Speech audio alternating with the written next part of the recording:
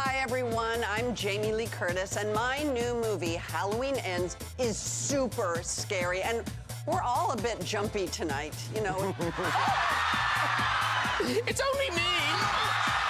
Everyone calm down! Oh, can we get started?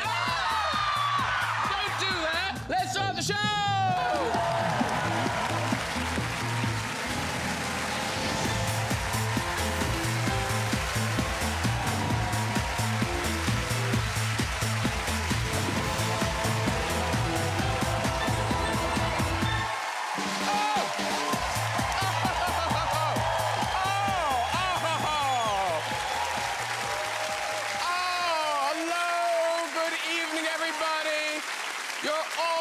Welcome to the show. I'm back, you're back. It's so special. Now, the thing is, I haven't been reading the papers. Did anything exciting happen while I was away? Anything at all? I mean, I know we do have a new Prime Minister, Liz Truss. Oh, there she is, Liz. That's, of course, her in casual attire. Here she is in her work clothes.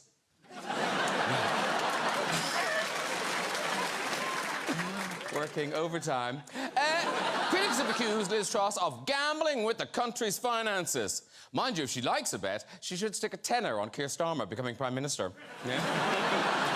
Yeah. There's Keir at the party conference this week unveiling his plan to get into Downing Street. Yeah, and it went down very well, especially with his wife, Victoria. Hello. I wonder what he's saying to her. I'm gonna do to you what Liz Truss did to the economy. Hey, let's get some guests on! Later with a music and chat from pop superstar Robbie Williams. And we'll be meeting one of this country's true comedy greats. Monty Python star Eric Idle will be joining us. But first, he's one of our finest stage and screen actors, star of Good Omens, Broadchurch, and a little show called Doctor Who. It's David Tennant!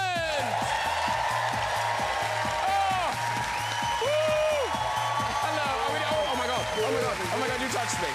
There he goes. She was BAFTA nominated for her performance in the powerful AIDS drama It's a Sin, now starring in the BBC thriller Inside Man. It's Lydia West. Go. And she's a Hollywood icon, the star of films like Trading Places, A Fish Called Wanda, True Lies, and Knives Out. Now returning for the last time to her most famous role in Halloween Ends, it's Jamie Lee Curtis!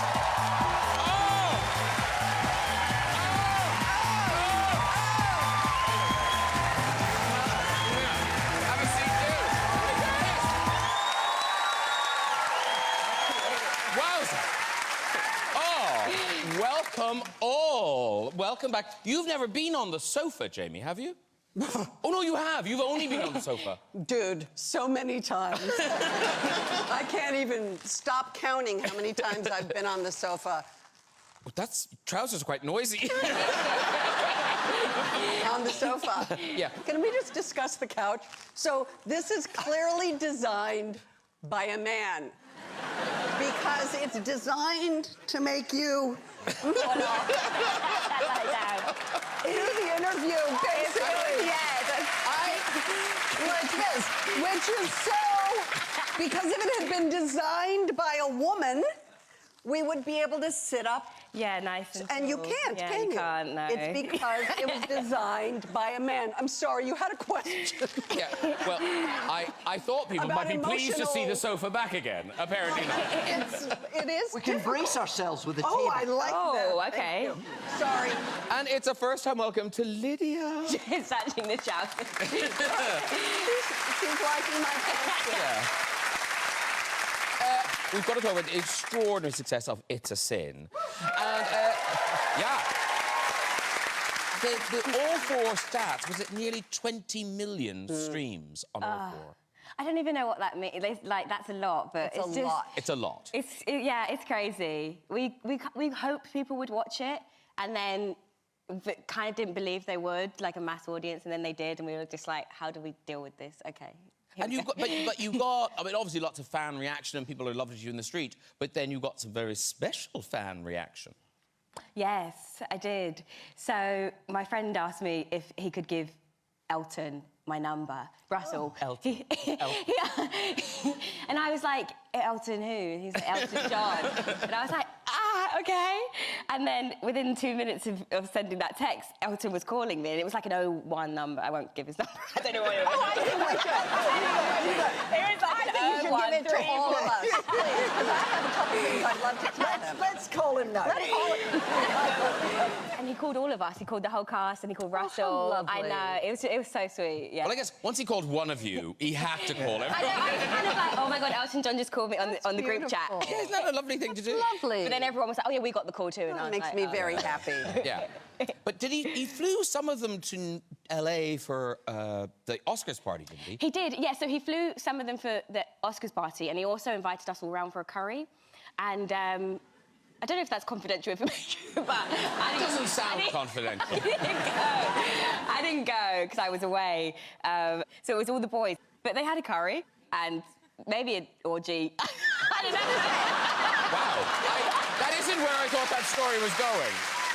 My question is, having a curry a euphemism? Because if it is, I need to know what the euphemism is, because I'm American and we just don't know what having a curry means. Oh, yeah. But I'm kind of liking it. Yeah, okay, maybe I shouldn't have been so blunt. But they had a curry.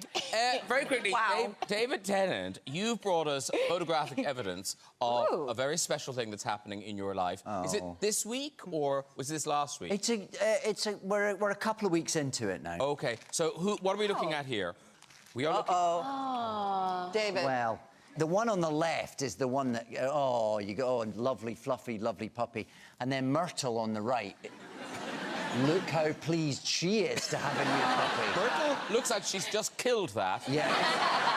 It's apologising. We've ruined her life. We have ruined her life. You're 2 weeks in, not loving it. She is furious.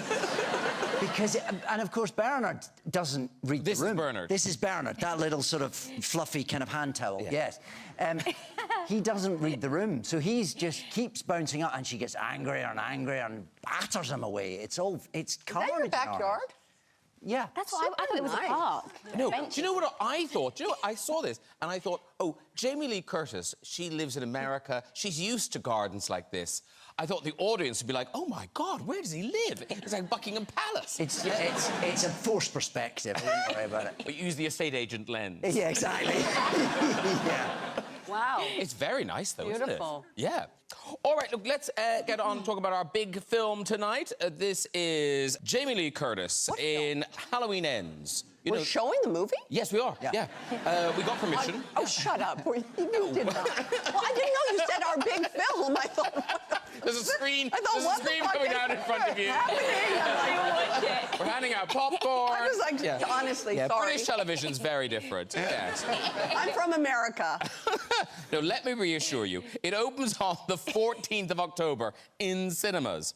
And Laurie Strode is taking on Michael Myers for the final time. Let's take a look.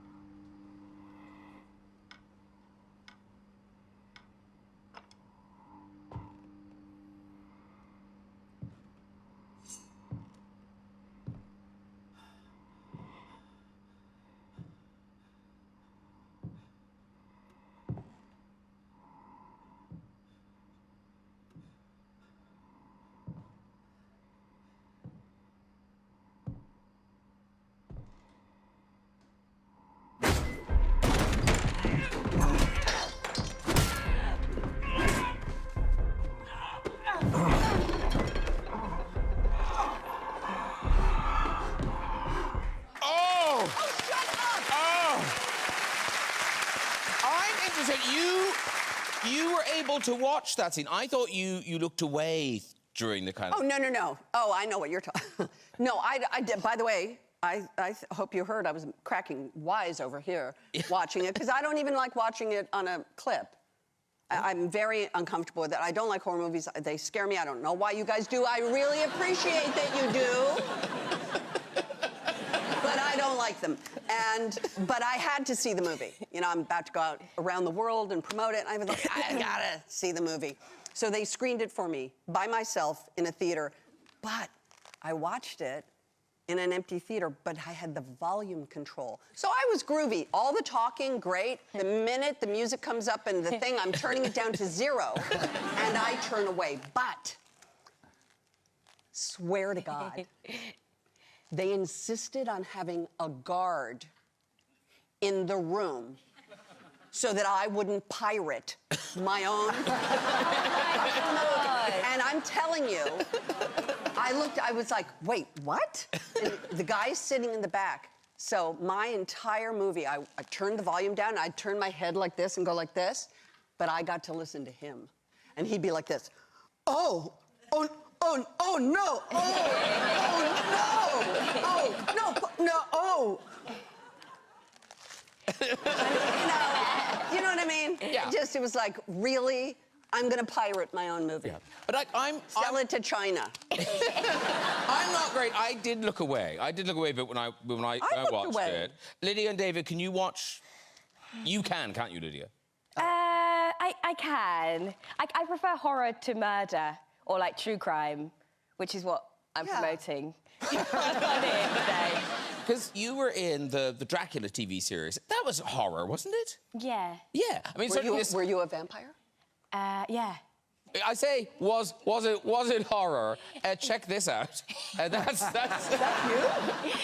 Look at the nipple. It's quite something. It does seem weird It's that not real. the nipple is fire retardant.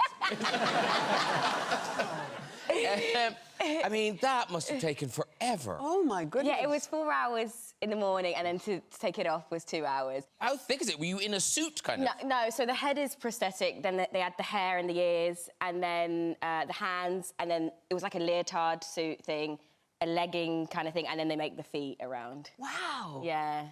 And you were filming this in the summer? Yeah, so I was filming in the summer, and the old Hartswood studios had no air conditioning, so we were all boiling, and it was a heat wave in July. And you do look like you've just stayed on the beach a little too long. I'm also eating a caramel bar. Oh, yeah. Yeah, because I know that horror is not real. I can kind of stomach it. In your head, it's not too scary. And David, what do you like? I don't mind a horror film. They can be frustrating sometimes. Not your ones. Not mine. Your ones are perfect. It can be a bit like, you know, oh, don't go into the scary mansion on your own. And the tropes can be... I mean, I always remember the Blair Witch Project. There was that thing they would... But I think, because I quite like Blair Witch Project, but it was a bit, you know, they'd traipse around and they go, oh, God, we've come round in a circle again. And you go, just get in the river. Get in the river, follow the river. It's the glaringly obvious. Logic. Yes. Logic. Yeah. That can be frustrating. You know what? Here's the truth. Most people in this audience aren't 44 years old. I've been playing Laurie Strode since I was 19, for 44 years. 2/3 of my life, I've been playing this character. So it's weird to say goodbye. Yeah, thank you. But it is. It's weird. I feel like I've sat here and you told me it was over before, though. Is it really over? Yeah, I think it's pretty over. I mean, this is the final inevitable conclusion, the final inevitable meeting between good and evil. There is a collision and something happens. And as somebody already named a movie, which I think we should steal, There Will Be Blood. You know, there will be blood. Oh, and there is. Because that's the end of Halloween. But I must mention, I don't know if you've seen this film. If you haven't, you should. Everything, Everywhere, All at Once. So good. Have you guys seen this? Oh, it's so good.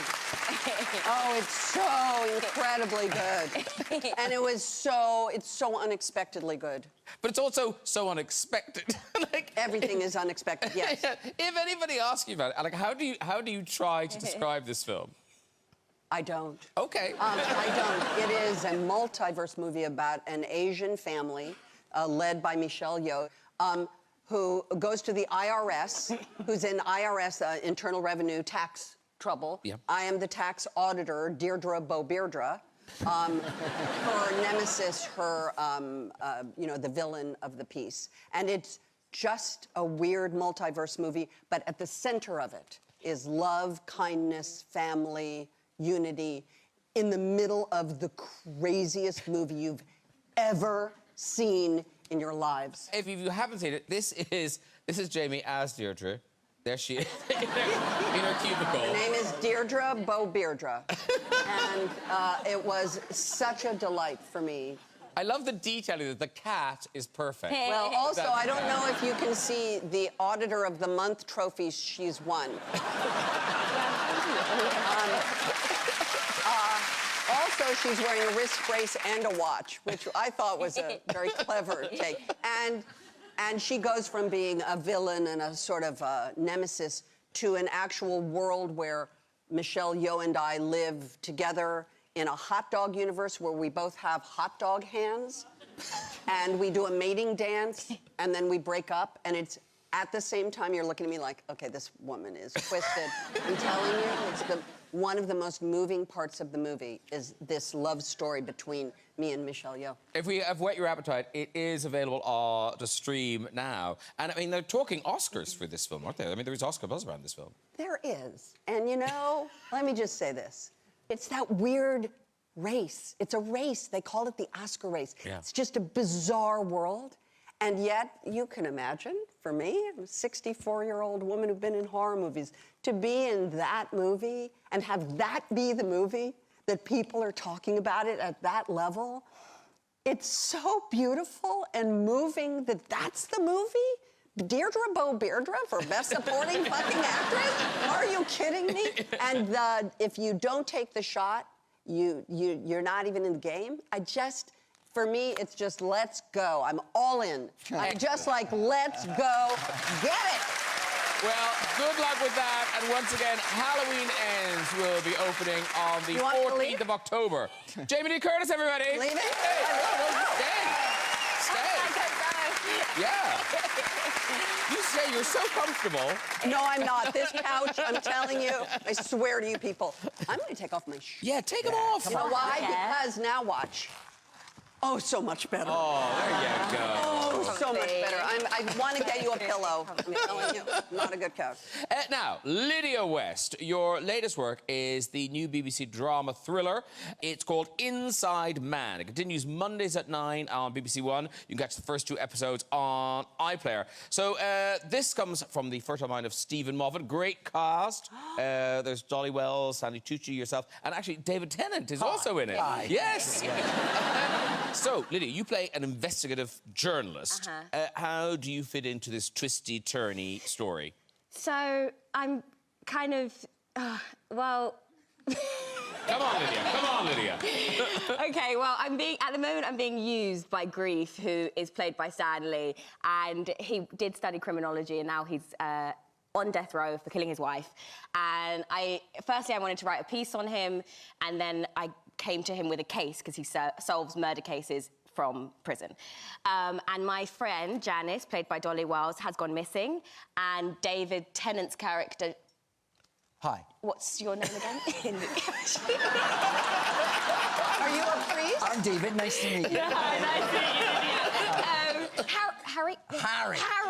Sorry. Yeah. And well remembered. Harry may be responsible for Janice's disappearance. All right. Yeah. And it is a great. I mean, that conceit of having a man on death row who's a criminal mastermind solving crimes. It's a great idea. Yeah. Yeah. It's such a great idea, and it's also it's weird because it tells the perspective of kind of the victim's perspective on how they can entice someone to murder, and that's what Janice does with Harry. And it's like a thriller but twisted on its head, and the whole idea is that everyone's a murderer. You just need to meet the right person. I mean, that's such a great line. I love that line. Yeah. Everyone's a murderer, but you just haven't read the right person yet. Yeah. It's kind of true. Yeah, it's good, isn't it? Fabulous. Yeah. I tell you what, we've got an exclusive clip. This is from episode 3, coming this Monday, and this is you discussing the case with Stanley Tucci's character. She clearly has minimal social contact. I mean, she's currently resisting the approaches of a personable young woman who's taking a flattering interest in her. Basically, Janice doesn't make friends. See the problem? Well, no. How can there be anyone who hates her enough to harm her if she doesn't have friends? You have a very strange view of friendship. So does Janice. It could have been someone random. She could have had an accident. Yeah, but most of the time, what happens to people is other people. and almost always people they know. And as we mentioned, that great cast, Stanley Tucci, and we mentioned, David Tennant, you're in this, but now, I'm losing my mind. Have I seen you play a vicar before? I did. I think I played a vicar in a... like in an Anthony Trollope, sort of, you know, sort of old-fashioned vicar once. Look, you look so right in it. Well... It is good. Yeah. It's a good fit. Well, my dad was a minister in the Church of Scotland. He wasn't just a minister. He wasn't just a minister. He was the Church of Scotland. No, he wasn't. He was the moderator of the Church of Scotland for a time as well, yeah. He was pretty high up. And now, is it true, the thing that you and your father, into adulthood, never swore in front of people? No! Never! I never swore in front of him, and I never heard him. He was a man of the cloth. He was a clergyman, for goodness sake. Except... I never heard him swear. And I suppose he heard me swear in things, you know, but that was always the script, so that was fine. So but no, I would never swear in front of my dad, never. And I don't think a swear word ever passed his lips until he came down to stay with me in London once to go and see Billy Connolly. Billy Connolly we grew up loving Billy Connolly. Yeah. And we'd have the cassettes of Billy Connolly in the car, and my dad was a big Billy Connolly fan, so he came down to London to see Billy Connolly. And then he came back and started doing bits of the act. And it was just all very, that's very fun. But then, I guess because it was the script, suddenly he's standing in my living room at midnight going...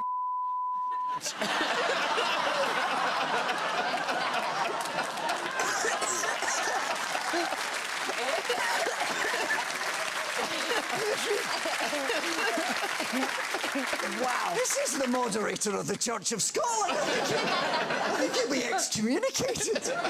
But because it was Billy, it was allowed. Billy's a special case. Yes, of course. Yeah. Yes. Oh, my God. First of all, I love the fact you've got one shoe on. Well, it's purchase. I'm on a couch. You know how you have to get purchase sometimes? Anyway, on American television, you can't say that word. On British television, you can't say that word. But you just did. Well, we're not live. I really hope I haven't given you ideas now. Oh, no, I've already, like, blown it, you know, earlier. But actually, talking of swearing, you were in that film, My Girl. I was. With very young Macaulay Culkin. And Anna Klumsky. Yes, Oh, wow. look how sweet. So could you swear? No, you couldn't. No. You are not allowed to swear in front of children on movie sets. So I had swear jars.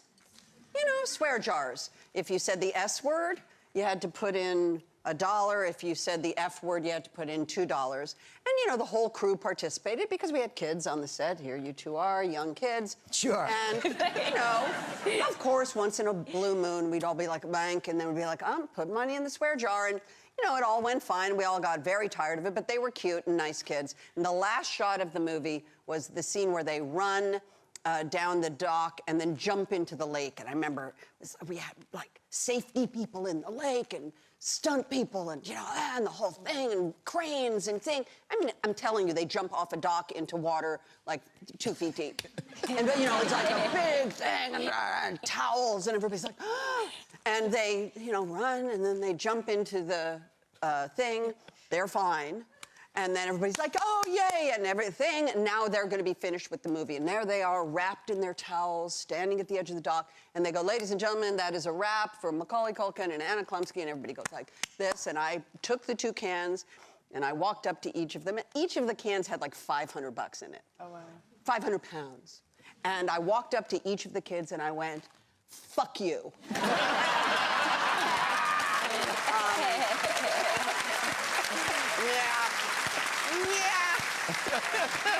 Not proud of it, but, you know, don't invite me over, basically. Right, we move on to David Tennant, who is returning to the West End stage with the play Good. Yeah. The reviews are in. It's a clever thing to put the title. Good. I hope so. I hope the reviews are writing themselves. It's on at the Harold Pinter Theatre from the 5th of October. So tell us about the play. It was written back in the 80s? It was written about, but it's set in Germany in the 30s, and it's about. It's interesting we're talking about my dad because it's about. Obviously, we know what happened in Germany in the 30s. We know the terrible things that went on, and we know that there were a lot of extraordinarily evil people involved in that. But of course, there was also a whole society that went on this very odd journey, and that's what the play's about. It's about the journey that a good, normal, ordinary man takes as the society shifts around him, and those sort of incremental steps that we all hope we wouldn't make, but that you sort of, as history happens around you, you can sort of turn around and go, oh, hang on. Where do we live now? What's happened? And it's a really interesting play because it makes you think: would I know to go enough and no further if the confirmation bias all around you was going, no, this is fine, this is what we do. And the person you're playing, is it a historical figure or a fictional? He's not. There are historical figures in it that he sort of comes into brief contact with, but it's that. And I'm talking about my dad. I'm thinking about him a lot lately because when I think of who's the sort of goodest man that I can think of, it's him. And you sort of try and think, well, how would any of us be as the world shifts around us? How would that? Could we cope? Could we stand up? Because it's happening all around us. You know, we're in denial about all sorts of things in the world. You know, there's a big climate emergency going on, and we all kind of know about it, but we all still sort of plod along. At what point do we all go, hang on, maybe this has gone too far? And obviously, what happened in Germany in the 30s was a very extreme example of that. So it's a a brilliant, really interesting, quite challenging, but also fantastic bit of writing. So yeah. Wow. And actually, it's funny, Joe, because I think Halloween Ends asks some interesting questions about where evil comes from and how does it hook on to people. Yeah. Ultimately, it is a question that we pose, which is really, is Michael Myers the monster, or are we the monster? Because what we do to victims, what we do to people is as bad. Just go on the internet today. I mean, try Twitter. You know, we think we're sort of, that it's somehow benign, and it's not. And really, David, to your point, and it was so moving because you were moved by talking about your dad. And I got moved just sitting here thinking about it, because we're seeing it everywhere. It happened in Italy this week. You know, as you said, we think it's not happening and we're all just kind of grooving along here. But the climate crisis and what's happening in Italy, it's happening again in our time. And we have to pay attention to it. And the play makes me want to stay. I'm going to go on the world tour and finish my promotion, but it makes me want to come and come back before you go. It's really important what you're talking about. It's very, very, very important. It's very important that you're doing that play right now because it's happening around us all the time. And actually, how long is it on for? It's on till Christmas Eve. Yeah. Oh, okay. You could come back. Yeah. And also, we should say, because I think, you know, often people think, oh, theatre, that's very expensive. Da, da, da. You're making a real effort to make this affordable. There's a whole range of tickets available, but there are tickets from £20 for everyone, and we're also we're releasing a bunch of tickets for key workers because this show was meant to go on twice in the pandemic, and it didn't happen. Obviously, you know, theatres had to close, and that was the right thing to do at the time. But for all the people that helped us through that, for all the people that kept going. So there's a bunch of £10 seats, good seats as well, available for key workers. So if you qualified, please, we'd love to. We'd love to. Yeah, well done, you. Love that. Beautiful.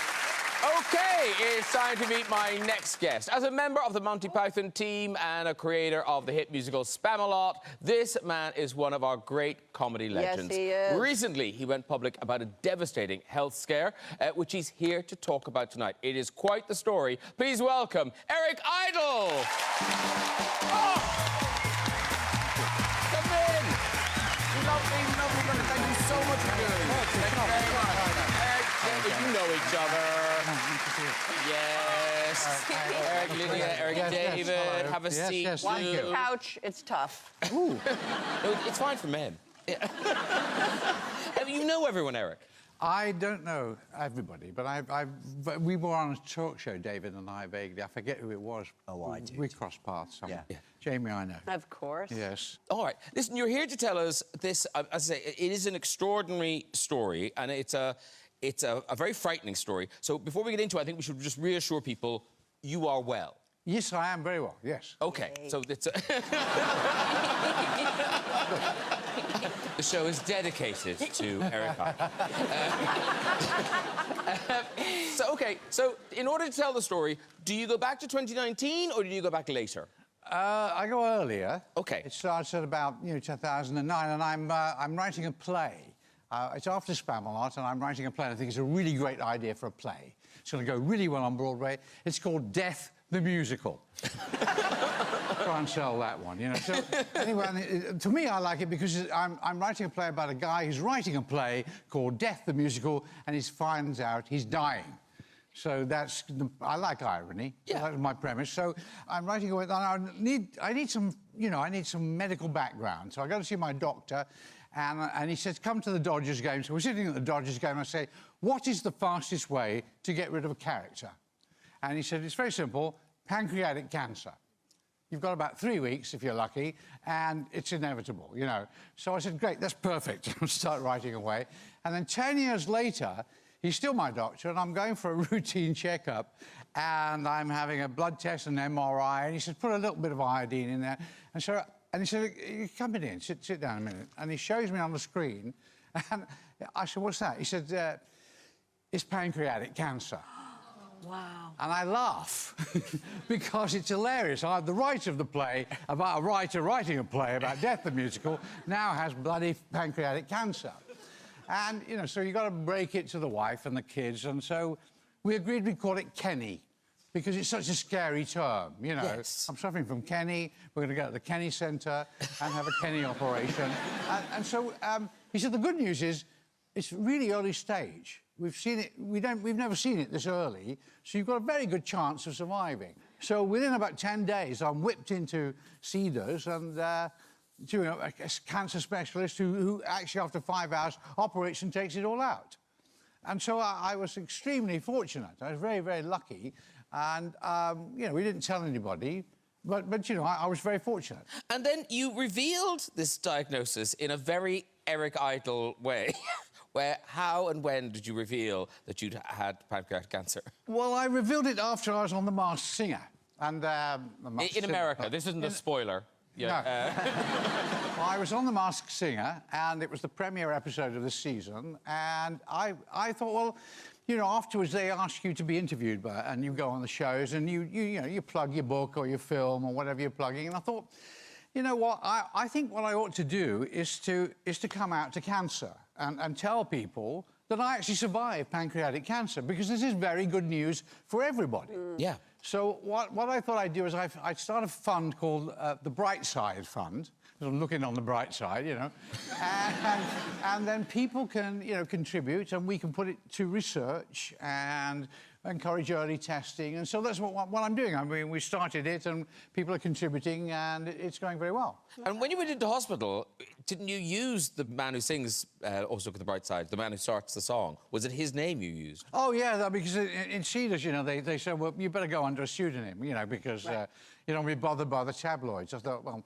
actually, you don't really have... It's not one of my worries, but still. So they said, so what should you call yourself? And I think, I don't know.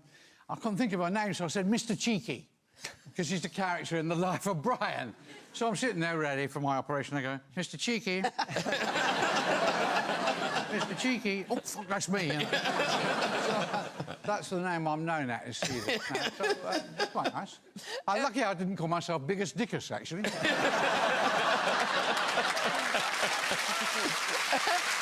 So, you're on The Masked Singer. You are dressed as a hedgehog. We've got a picture of the hedgehog. I mean... Yeah, that's me, yes. Yes. It doesn't seem like in a minute he's going to tell us he survived cancer.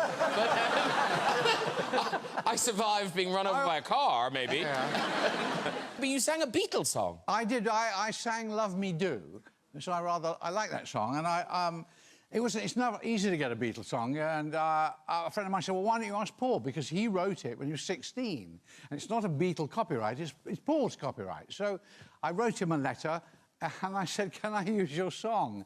And he said, all right, yes, of course you can. You can use my song, but please tell me when the show airs so I can be sure to miss it. So I wrote to him and told him when it was on, you know, and I said, well, it may not be the best rendition you've ever heard of Love Me Do, but it's the best ever done by a hedgehog.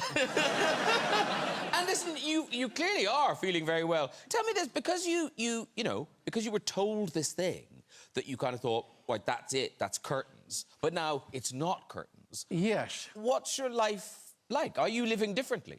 I think I am in a way that I'm more grateful. You know, you think, well, I've got a bit more life than I expected, and so I thought what was nice about coming out to cancer was I could do a bit of good.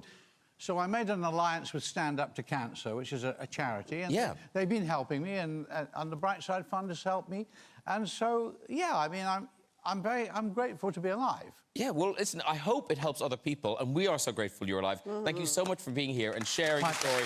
Good luck with everything. Eric Idle, everybody!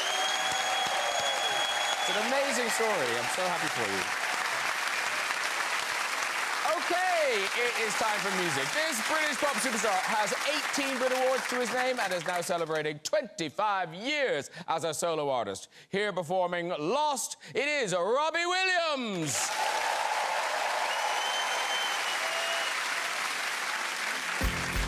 I wake up, terrify myself again, cake to make up, and a little lost. These reactions are relentless, abandoning the permafrost. Who am I fooling with? I gotta live. I disappoint them only to exist. I lost my place in life. I lost my point of view. I lost what it is to love. When I lost my faith in you.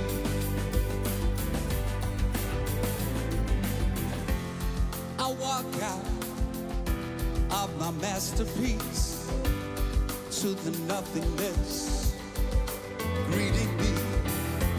Everything smells like sympathy. Who am I fooling with? I gotta live. Much too exhausted only to resist. I lost my place in life. I lost my point of view. I lost what it is to love. When I lost my faith in you.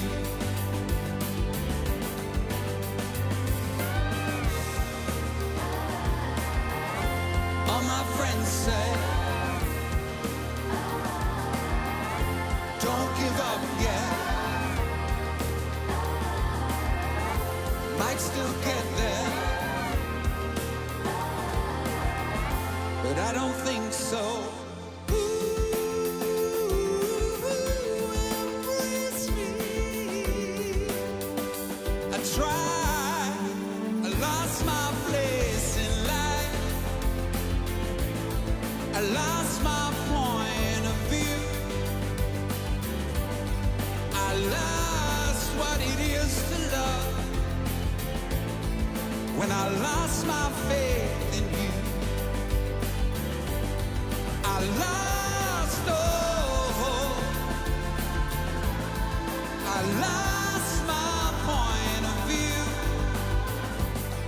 I lost what it is to love. When I lost my faith in you. I lost, oh, no. When I lost my point of view. I lost what it is to love. When I lost my faith in you.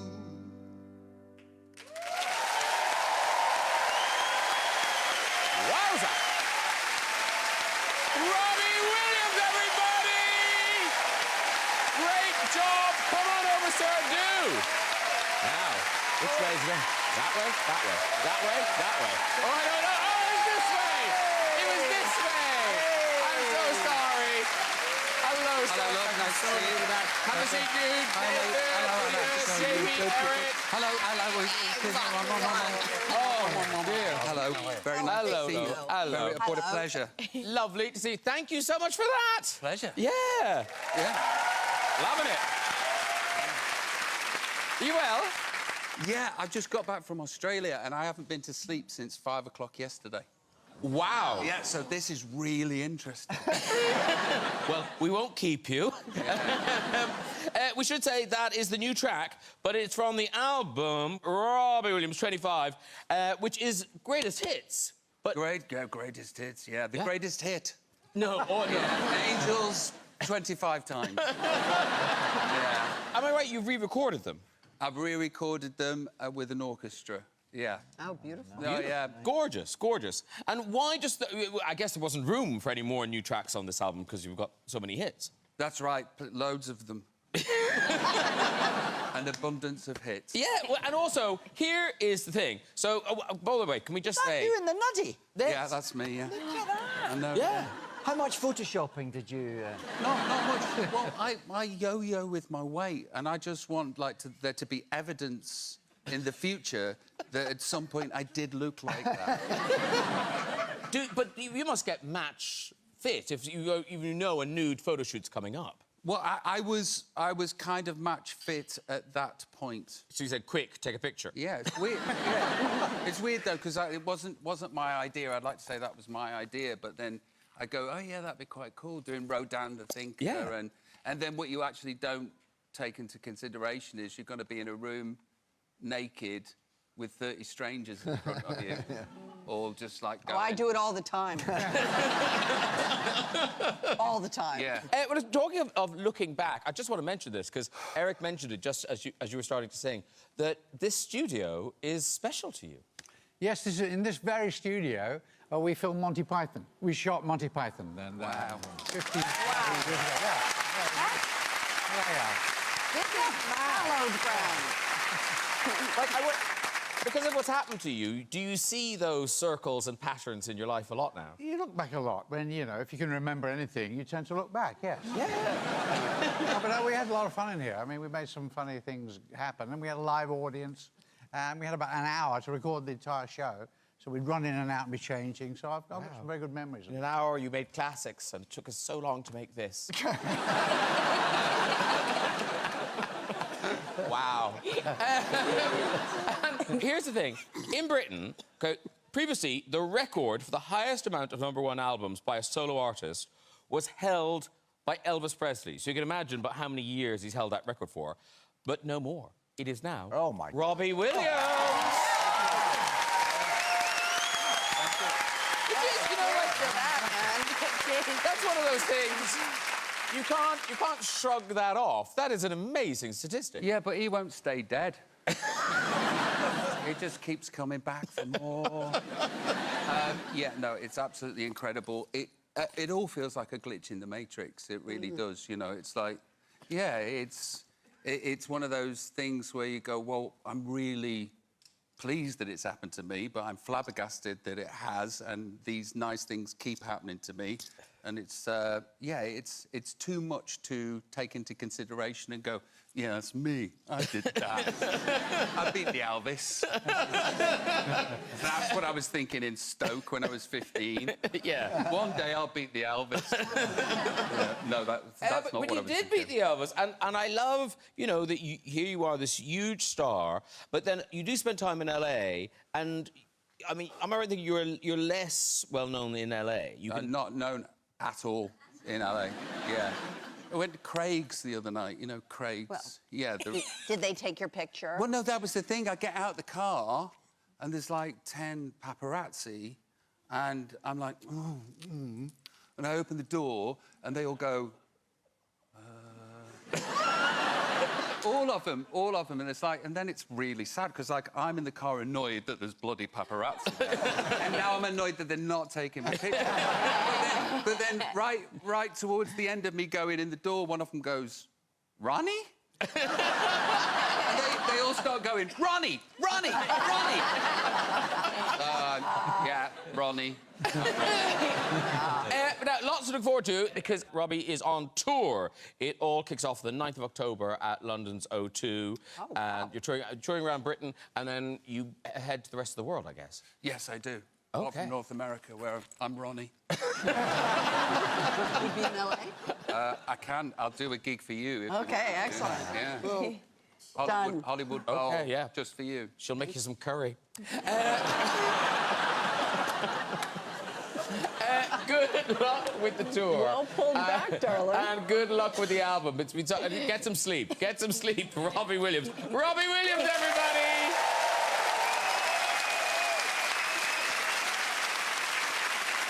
Right, that's nearly it. Before we go, just time for the first visit of the new series to the big red chair. Okay, who's there? Hello. Hello. Hi, what's your name? My name's Padraig. Padraig. Yes. I think I know where you're from. I'm from Ireland. What part of Ireland are you from? I'm from Kilkenny. Kilkenny. I used to live in Kilkenny. Oh, nice one. Not really. Cut that out. I'm going to Ireland tomorrow. How long have you been here, Padraig?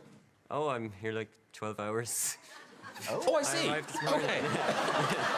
Fresh off the plane or the boat. Have you moved here 12 hours ago? No, I just came for the show. Oh, okay. You're just here for the... Are you here for the weekend? No, come back tomorrow.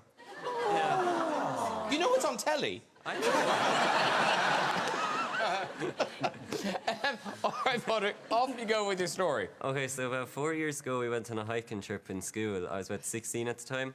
And then we had to hike about 25k, and we were all sharing rooms anyway, and we went back to the hostel after hiking about 15. I'll just stop you for a minute, Padraig. Jamie Lee Curtis is looking at you like you're ringing a bell. I heard it's all good. It's all good. Keep going. Okay. So you're on your 25k hike. Yeah, and we were told at 6 p.m. after dinner that we had to meet at the reception, and the teachers and everyone would go on the hike. And anyway, I was sharing a room with Kevin, and Kevin was having these pains in his chest, and he kept like holding his chest and breathing in and out really heavily. And we all thought Kevin was faking it to get out of the hike.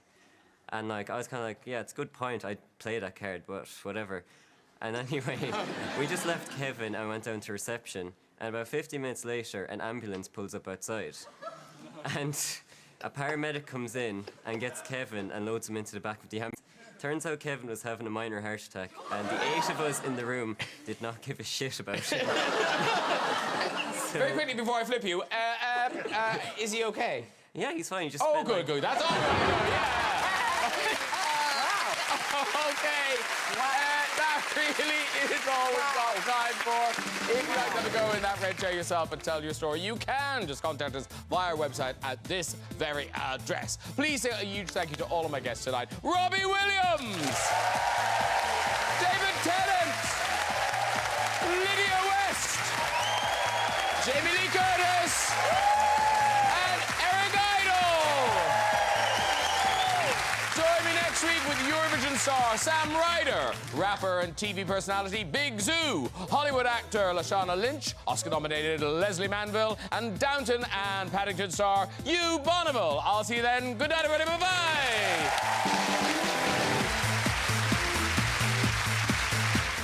Well, there's more from David Tennant as 4 people become entangled in a dilemma that could lead one of them to murder. Watch Inside Man on iPlayer.